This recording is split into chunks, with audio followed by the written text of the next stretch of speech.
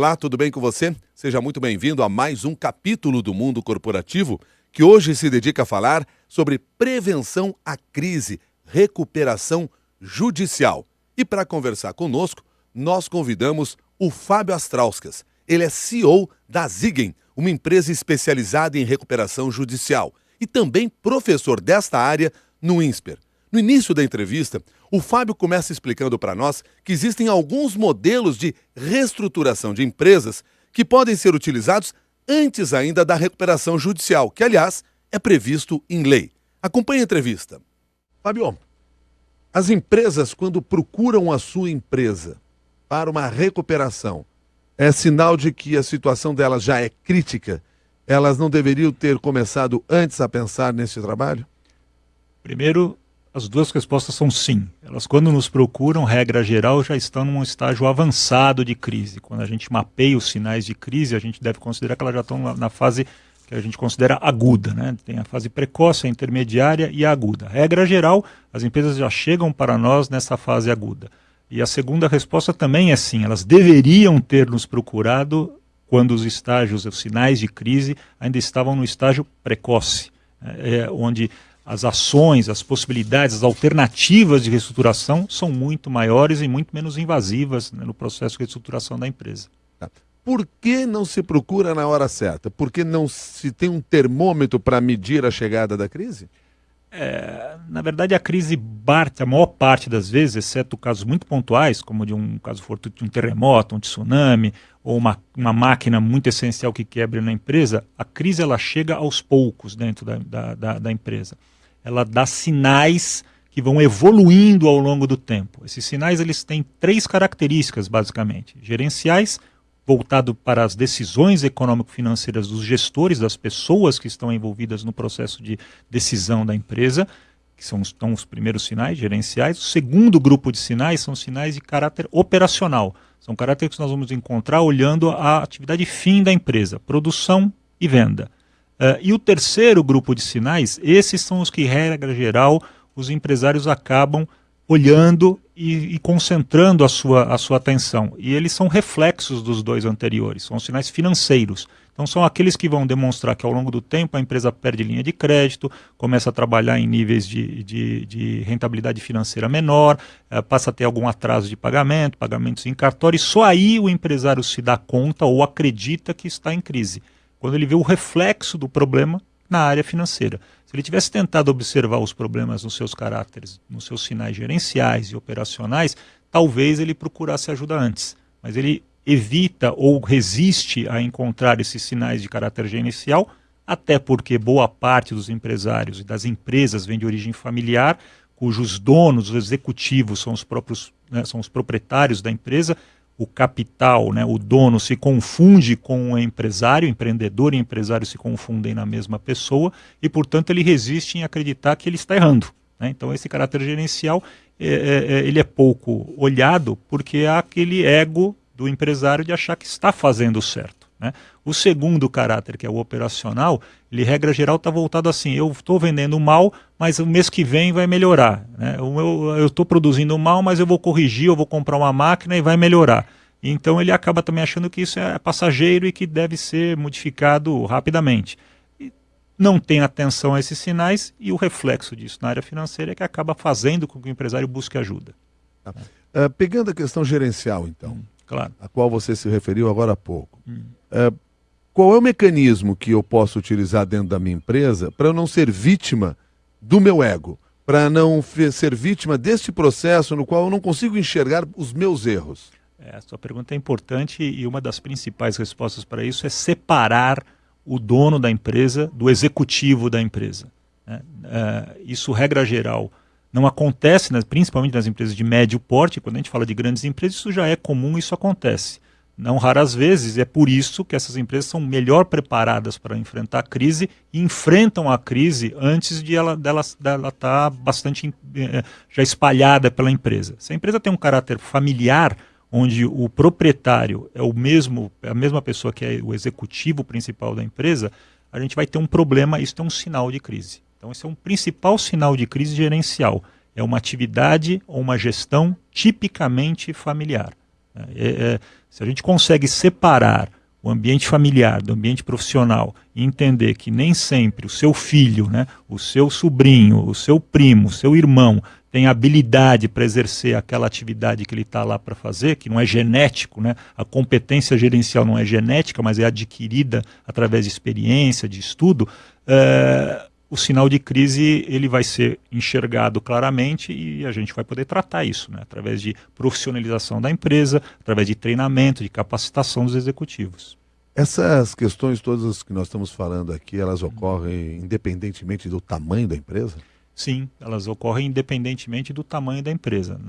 Há empresas de grande porte que têm uma estrutura familiar, né? Há poucas agora, né? Cada vez menos, porque o Brasil é um país jovem do ponto de vista empresarial, né? Vamos entender que a empresa mais antiga do Brasil é o Banco do Brasil, né? É da época de Dom Pedro, né? Se você compara isso com o ambiente europeu, com o ambiente americano, nós vamos ver que essas empresas têm muito mais tempo de vida, portanto já passaram por muito mais gerações e acabou pulverizando tanto isso que elas se transformaram em empresas onde há donos, em todo as empresas, a concentração de riqueza e de donos de empresas é normal no mundo todo, porém os executivos não fazem parte da família, são profissionais contratados pelos acionistas e que têm que dar resultado, né, e que portanto vão estar enxergando o ambiente de crise de uma maneira muito mais veloz do que aquele que é o proprietário que cria e que resiste a achar que está errado. Formação de conselhos dentro de empresas já de um porte maior pode ajudar nesse processo? Sem dúvida. E é uma tendência forte hoje, né, de ser criado esse movimento de formação de conselhos e, inclusive, incluir membros tanto da empresa, da família, quanto externos, né, executivos, profissionais, é um movimento bastante forte, né, e crescente no Brasil. Nós falamos aí de problemas gerenciais, problemas operacionais e financeiros. Em determinado momento você disse o seguinte, né, se não me engano, na área financeira, o que costuma acontecer muitas vezes, o resultado não foi alcançado esse mês, mas a gente tem certeza que no mês que vem vai dar, no mês que vem não deu, mas no próximo nós vamos resolver esse problema. Há uma diferença entre ser insistente e resiliente? Na verdade, a resiliência é uma característica importante para o empresário, mas ela não pode ser confundida com uma insistência no erro, né? Então, a resiliência é importante, a insistência já é um defeito, né? Como saber quando você está sendo resiliente ou insistente? Os resultados mostram isso. Uma das coisas que a gente percebe também em empresas que entram em crise é que há uma defasagem muito grande na observação, na medição desses resultados. Então é comum empresas candidatas à crise, são empresas que não têm a sua contabilidade e suas medições gerenciais atualizadas. São empresas, isso não é incomum. É empresas que fecham o seu balanço uma vez por mês para efeito fiscal, por obrigação, para poder entregar um imposto de renda à pessoa jurídica ou para fazer frente a uma exigência legal, mas que não estão acostumadas a mensalmente, no terceiro, no quinto dia útil, analisar os resultados do mês anterior. Quando o fazem no final do mês posterior, ou 2, 3 meses depois, ou a cada trimestre, e aí essa análise nada mais é do que uma autópsia, né? E não como algo que pode ser usado como medidas preventivas para resolver o problema. Me chama atenção isso que você está dizendo, porque você está demonstrando uma fragilidade dentro de empresas. Aparentemente isso é algo que é o beabá da gestão. Sim. No entanto, você está dizendo que, apesar de ser o beabá da gestão, muitas empresas não levam isso em consideração. Você acabou de citar um outro ponto importante e bastante sinalizador de crise. Empresas que não respeitam o beabá, que não fazem o básico, que querem fazer algo muito além, mas deixam de fazer o básico. O que é básico? O básico é entregar a contabilidade, por exemplo, no quarto, quinto dia do mês subsequente. Isso é básico. Todas as empresas deveriam ter a sua contabilidade fechada, os seus relatórios financeiros e econômicos prontos. Básico é você ter o programa de planejamento, controle de produção em dia, alinhado com a sua carteira de pedidos, a produção e a capacidade produtiva. Muitas vezes isso não acontece. A empresa ela passa a fazer a produção de acordo com a entrega do pedido que vai chegando, de acordo com uma prioridade que é imposta não pela produção, mas pela demanda do comercial ou pela necessidade de fazer caixa, de emitir uma duplicata, de faturar no dia, porque a empresa está precisando de caixa para tocar o seu dia a dia. E aí ela passa por cima do PCP, que é o Planejamento e Controle de Produção, ela passa por cima das suas regras melhores de produtividade, ou seja, ela passa a produção picada em vez de fazer em lotes econômicos, porque tem que atender a produção, porque tem que entregar a mercadoria, por conta de uma necessidade financeira de gerar caixa para a empresa. Tudo isso, né, é o beabá, mas a empresa deixou de lado esse beabá. Ela está preocupada com assuntos às vezes bem mais complexos, mas não conseguiu resolver o básico, né? Tem que fazer uma contabilidade, por exemplo. Né? E permita trazer aqui para o programa a participação dos nossos ouvintes. Um comentário apenas, ou uma constatação do Ailton Medeiros Vasconcelos. Ele disse que ele é fascinado em gestão, e se ele é fascinado em gestão, tenho certeza que ele deve estar gostando dessa nossa conversa aqui. Tenho certeza que ele está gostando dessa nossa conversa aqui no Mundo Corporativo. Já o Gerson Vernieri, na sua pergunta, traz aqui um sistema de gestão, de administração, que ele gostaria que você comentasse. Ele pergunta: as metodologias de gestão de projetos como Lean Six Sigma podem ajudar a superação de crises? Gilberto, as medidas de Lean Six Sigma, elas são importantes no processo produtivo, principalmente, bastante eficazes nos momentos iniciais de crise, quando a gente chama as crises no seu sinal precoce do ponto de vista operacional. Lembra que eu falei que há 3 tipos de sinais, né? Sinais gerenciais, operacionais e financeiros, que são reflexos, e há 3 estágios: estágio precoce, intermediário e o agudo. Medidas como essa que você citou, ou métodos, né, metodologias como essa que você citou, Gilberto, elas são bastante eficazes no sinal operacional e nos estágios precoce e às vezes intermediário. Eles serão menos eficazes no sinal agudo, quando a empresa já enfrenta grandes problemas, porque ela terá, apesar da implementação do Six Sigma, ela terá dificuldades para fazer a compra da matéria-prima, fazer o Lean Manufacturing da maneira adequada, porque não tem caixa para poder manter o programa de Lean Manufacturing ativo. O Six Sigma era uma metodologia que foi criada pela Motorola lá na década de 80. Pelos japoneses, né? Pelos japoneses lá na década de 80. Ela veio, na verdade, ela nasceu até anteriormente, né, com outras nomenclaturas, e ela foi evoluindo para o Six Sigma, né? Tá.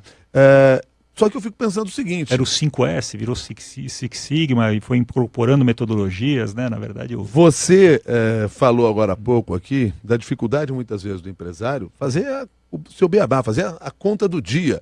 Quer dizer, o que está entrando, o que está saindo, se o preço que está sendo cobrado é o preço realmente que deve ser cobrado, se está coerente com os custos, etc. Eu imagino querer implantar uma metodologia que exige até um conhecimento maior. Isso se torna, então, mais raro ainda.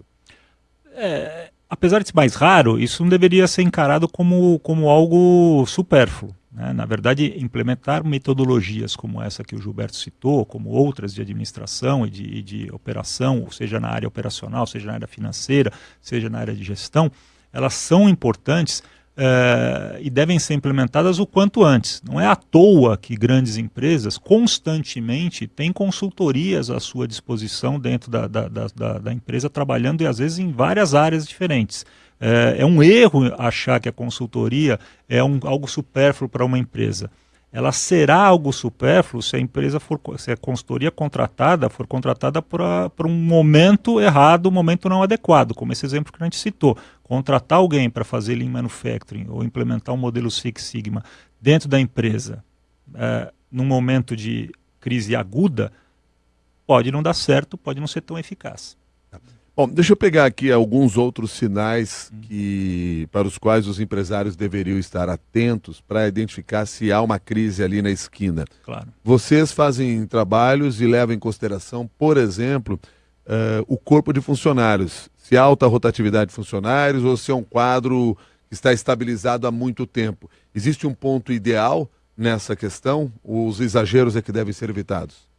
Mais uma vez, aí os exageros devem ser evitados. Quando a gente, do ponto de vista qualitativo, né, entrar numa empresa e encontrar a esmagadora maioria do quadro de funcionários com muito pouco tempo de casa, é um provável sinal de crise ou de uma empresa que vai entrar em crise. O contrário também é um problema, ou seja, encontrar funcionários muito antigos nas principais posições da empresa, sem uma rotatividade de cultura desses funcionários, de absorção de conhecimento, funcionários que estão ali há 15, 20 anos, e que não vão trazer novas ferramentas de administração para a empresa, não vão trazer uma visão de mercado para a empresa. Os dois extremos são ruins. O primeiro, a alta rotatividade, porque impede que a empresa atinja o seu nível de produtividade melhor, porque é uma curva de aprendizado, em regra geral, do funcionário para que ele atinja a maior produtividade. Então a empresa vai, ao rodar muitos funcionários, estará trabalhando sempre aquém da sua produtividade ideal. Isso é ruim. E o outro lado também é ruim, porque funcionários muito antigos, né, nas posições chaves, e só funcionários muito antigos nas posições chaves, indica que essa empresa não está absorvendo mecanismos, controles, modelos de fora para poder melhorar a sua competitividade e a sua administração dentro da empresa. Então não são mesmo, sinais ruins. Mas esses funcionários que estão há mais tempo, aí eu vou dar um de advogado Claro. dos funcionários longevos. Estão lá 20, 30 anos numa empresa, ele não pode estar se renovando todo esse tempo, trazendo novidades, etc. Ele pode, mas regra, e pode e deve, né? E boa parte deles fazem isso, né? Então vão buscar cursos de curta, média, longa duração, vão buscar MBA, vão buscar cursos de especialização. Isso não é suficiente, né? A vivência de outras empresas, trazer para dentro outras experiências, isso é muito relevante. Então, de tempos em tempos, você trazer alguém de fora e colocar essa pessoa para trabalhar, seja ela como funcionária, seja ela como uma consultoria, é importante para que você possa enxergar metodologias do ponto de vista presencial mesmo, de quem viveu isso, experimento dentro da empresa, né? Não só a teoria, né, que a gente vai buscar nesses cursos. Né? Perguntas aqui dos nossos ouvintes. A Mari de Miranda Coutinho pergunta o seguinte: se existe mais acomodação por parte de empresários brasileiros? Mari, acomodação, eu não sei se a palavra que eu usaria é acomodação, mas eu diria que há uma resistência muito grande do empresário brasileiro em buscar ajuda. E essa resistência, ela ocorre boa parte das vezes por medo, né, de que o processo, né, de reestruturação acabe fazendo com que a empresa, com que ele reconheça ou que o mercado verifique e consolide que essa empresa tem crise e que, portanto, esse empresário fracassou.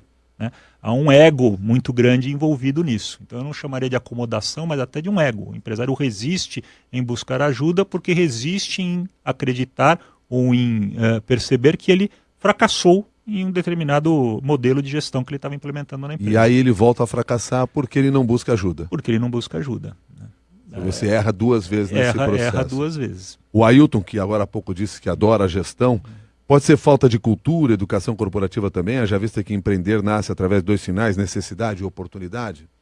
A cultura, acho que vai um pouco na linha do que a gente conversou agora há pouco. Né?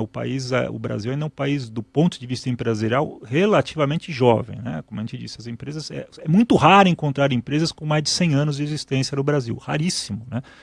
Isso não é tão raro, embora também não seja comum, mas não tão raro nos países europeus e nos países americanos. Essas empresas passando de primeira para segunda, para terceira geração, aliás, é um dado interessante, né? Na terceira geração, apenas 5% das empresas chegam à terceira geração. Né? Isso significa o quê? Que o modelo de gestão passado de pai para filho, né, de geração para geração, ele não é um modelo que vai atingir um sucesso na maior parte das vezes. Ele vai ter 95% de fracasso. Se essa empresa se profissionalizar de primeira para segunda geração, de segunda para terceira geração ao longo desse período, é muito provável que esse índice suba, porque haverá uma divisão entre a propriedade e a execução da empresa, né? Quem é o executivo e quem é o dono da empresa. Você agora há pouco falou aí sobre os sinais que nós podemos identificar olhando o corpo de funcionários, de acordo com o tempo que esse corpo de funcionários está lá dentro ou não. E a Rosane Luz diz aqui o seguinte: gostaria de ouvir sobre a importância de um departamento de recursos humanos estratégico dentro desse contexto de gestão.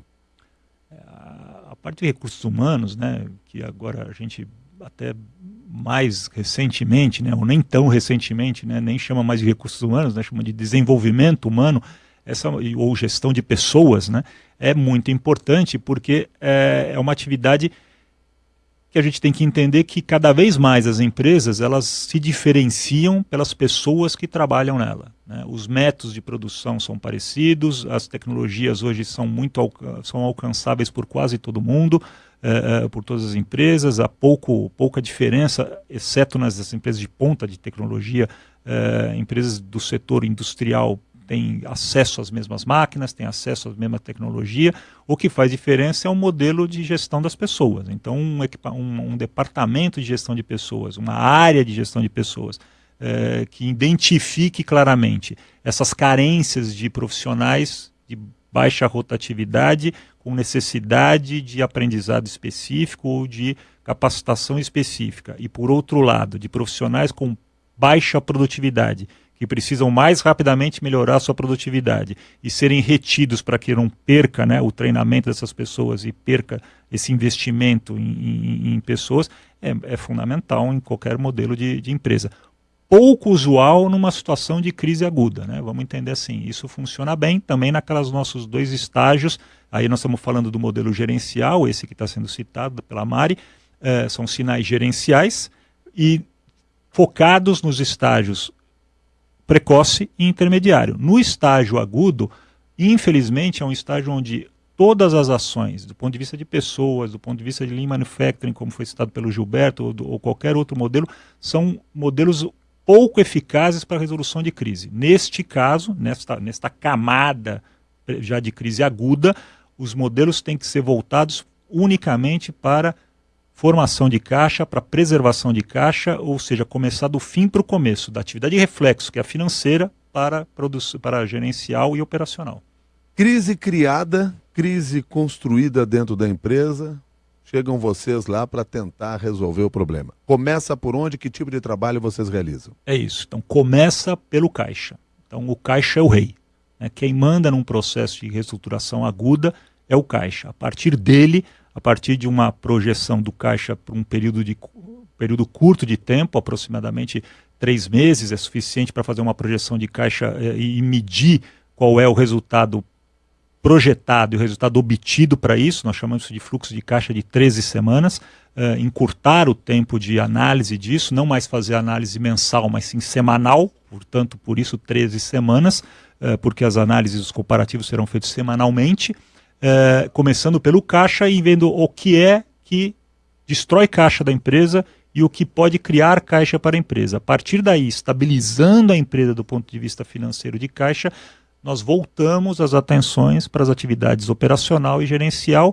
e as ferramentas que foram citadas aqui como exemplo. Agora, quando você percebe lá que o tamanho da dívida é gigantesco ou muito difícil, quais são os outros mecanismos que vocês têm? Acompanhado da gestão de caixa, Milton, não há dúvida que é necessário fazer o que a gente chama de renegociação do passivo. Então, mensurar qual é o tamanho do passivo da empresa, esse passivo classificado, né, em tributário, classificado em financeiro, classificado em trabalhista, classificado dessas maneiras, ou então, se for uma recuperação judicial, classificado da maneira como a lei rege, né, em classes de credores separadas, com, sem garantia, trabalhista, é fundamental. Feita essa classificação desses passivos, a empresa deve buscar, então, a renegociação dessas dívidas para encaixar o pagamento, o serviço dessa dívida, mais a amortização dela, dentro da possibilidade de fluxo de caixa que a empresa vem monitorando e que passa a monitorar nessa situação de crise. Essa que eu disse da evolução de projeção do caixa. Se não for assim, a empresa não vai conseguir gerar caixa suficiente para pagar a dívida. Então ela tem que trazer, né, e aí essa renegociação de passivo ela pode passar por alongamento de dívida, por redução de juros ou por deságios, né? Uma das 3 ou um conjunto das 3 coisas vão ser necessárias nessa renegociação de passivo. Quando vocês chegam para resolver esse problema, ou o paciente está lá na UTI, vocês identificam ali que há muito desperdício que poderia já ter sido evitado anteriormente? E aí começam a apontar isso? Sim. E é uma situação curiosa, né? O desperdício ele vai estar dentro da empresa de 2 maneiras. Primeiro, ele vai estar de maneira assim, a empresa tem determinadas contas, determinados gastos que ela não deveria mais ter, mas que mantém lá, porém não está pagando. Então isso só está aumentando o passivo, né? Então, por exemplo, a assinatura, vou dar um exemplo trivial aqui, né? A assinatura de uma determinada revista. Eu tenho, estou fazendo, não precisaria ter e não estou pagando, estou com o boleto atrasado. Quer dizer, já deveria ter cancelado, né, isso, né? Um exemplo pequeno, básico, né? Mas, enfim, mas que acaba deixando, né? Então, assim, simplesmente devia ter cancelado, né? E não cancelou, mantém isso. Um quadro de funcionários inchado, que já deveria ter sido diminuído, mas que não foi porque eu não tenho dinheiro para pagar a rescisão, mas não fez um esforço para ir até os funcionários, formar um grupo, ou ir até o sindicato e negociar um parcelamento dessa rescisão. Então a empresa continua tendo o custo, né? Não paga, atrasa salário, não recolhe fundo de garantia, não recolhe verbas previdenciárias e não toma a decisão de resolver esse problema, né, porque alega que não tem a capacidade financeira para tal. Esse modelo tem que ser invertido, né, quando você vai trabalhar nesse modelo de gestão do caixa. Né? Quer dizer, não há dinheiro, esse contrato não pode ser simplesmente adiado ou não pago, ele precisa ser eliminado. As atividades precisam estar voltadas para a atividade fim da empresa, produzir e vender. Né? O que não for isso não é prioridade. Então é uma maneira muito cruel de olhar a empresa, mas muito necessária quando ela está nesse nível de crise aguda, né, que a gente está falando agora. A busca pela recuperação judicial, ela poderia ser evitada em determinado momento? Ou seja, as empresas brasileiras acabam buscando muito a lei de recuperação judicial sem que tivessem necessidade disso?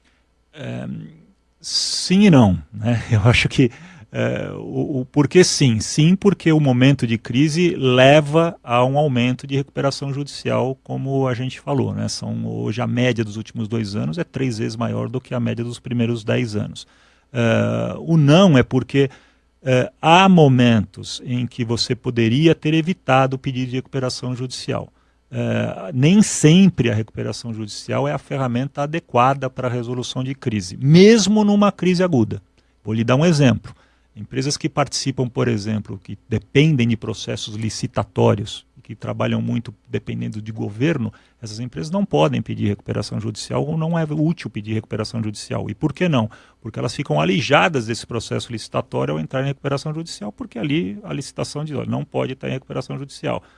Esse é um exemplo. Um outro exemplo disso são empresas que trabalham com serviços. Empresas que trabalham com serviços, elas têm uma volatilidade do seu capital, que é o humano, muito grande. Ao pedir recuperação judicial, a quebra de contratos é muito mais rápida, porque, exemplo, uma empresa de segurança. Né? A empresa de segurança ela depende principalmente dos seus funcionários que fazem o serviço de segurança. Ao entrar em recuperação judicial, é muito fácil mudar o contrato, mudar a bandeira e ter, inclusive, às vezes, com os mesmos funcionários para uma outra empresa. Eles serão contratados por outra empresa e essa empresa que pediu recuperação judicial vai perder esses contratos. A chance de recuperação dela é muito pequena. Né? Então, há modelos onde a recuperação judicial não é o caminho adequado. Em que momento a recuperação judicial é necessária? Ela é necessária quando a empresa encontra uma quantidade muito grande de credores para negociar, né, para renegociar o seu passivo, com um espaço de tempo muito pequeno para fazer isso. Então, quando ela atinge um momento onde há uma pressão muito grande dos credores em executar, em receber os seus créditos, e essa quantidade é de tal tamanho e o tempo é tão curto que a empresa não irá conseguir negociar isso um a um, né, bilateralmente. Então, a ferramenta recuperação judicial organiza essa negociação, né, na forma da lei, dá um tempo, dá um espaço, classifica esses créditos e dá oportunidade para que a empresa tenha um tempo de apresentar uma solução para todas essas categorias de credores. Empresas que entram em recuperação judicial se salvam? Essa é uma discussão interessante porque os dados estatísticos não são muito precisos com relação a isso. Mundialmente, e no Brasil eu acredito que isso funciona, nós podemos dizer que 1/3 das empresas acaba se salvando. Se a gente enxergar a recuperação judicial do ponto de vista legal dos seus prazos, nós vamos encontrar um número bem inferior a esse. Não quer dizer que a empresa não se recuperou. Quer dizer apenas que ela não conseguiu se recuperar cumprindo os prazos que a lei previu. E esses prazos se estendem, e às vezes não por conta da vontade da empresa, mas pela própria demora, lentidão no judiciário, em alguns momentos pelo não conhecimento específico da lei ou pela burocracia mesmo jurídica envolvida no processo. Pergunta do nosso ouvinte aqui pelo Facebook, Adalberto Sanches, a seguinte: a falta de manutenção preventiva e preditiva domina a maioria das micro e pequenas empresas. Só atuam na corretiva. Qual o impacto disso no sucesso da gestão? Esse é um outro sinal de crise, né? Quando a empresa deixa de fazer a manutenção preditiva, a manutenção preventiva, ela passa a atuar num cenário de risco muito maior, né? A probabilidade de desperdício, a probabilidade de perda de produtividade cresce assustadoramente e de maneira que faz com que a empresa rapidamente se veja fora do mercado competitivo. Ela terá um custo maior do que o seu concorrente. Ao acontecer isso, ela vai dar início a outros sinais de crise, né? Ela vai perder margem, ela vai perder produtividade, ela vai perder condição, ela vai perder faturamento e ela vai agravar outros sinais de crise. Fábio, um recado final para os empresários brasileiros de todos os tamanhos que estão nos acompanhando aqui no Mundo Corporativo. Bom, primeiro, eu acho que o empresário no Brasil, eu quero dar uma palavra de coragem, né? Porque ser empresário no Brasil é um ato de coragem, um ato de fé.